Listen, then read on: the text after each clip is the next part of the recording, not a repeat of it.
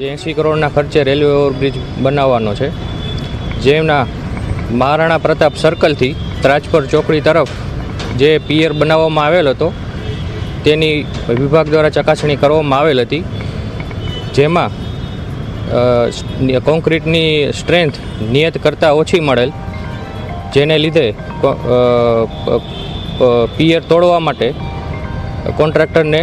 વિભાગ દ્વારા સૂચના આપવામાં આવેલ હતા, જેના ભાગરૂપે કોન્ટ્રાક્ટર દ્વારા પિયર તોડવાની કામગીરી હાલમાં કરવામાં આવી રહેલ છે. જે 80 કરોડના ખર્ચે રેલવે ઓવરબ્રિજ બનાવવાનો છે, જેમના મહારાણા પ્રતાપ સર્કલથી ત્રાજપર ચોકડી તરફ જે પિયર બનાવવામાં આવેલ હતો તેની વિભાગ દ્વારા ચકાસણી કરવામાં આવેલ હતી, જેમાં કોન્ક્રીટની સ્ટ્રેન્થ નિયત કરતાં ઓછી મળેલ, જેને લીધે પિયર તોડવા માટે કોન્ટ્રાક્ટરને વિભાગ દ્વારા સૂચના આપવામાં આવેલ હતા, જેના ભાગરૂપે કોન્ટ્રાક્ટર દ્વારા પિયર તોડવાની કામગીરી હાલમાં કરવામાં આવી રહેલ છે.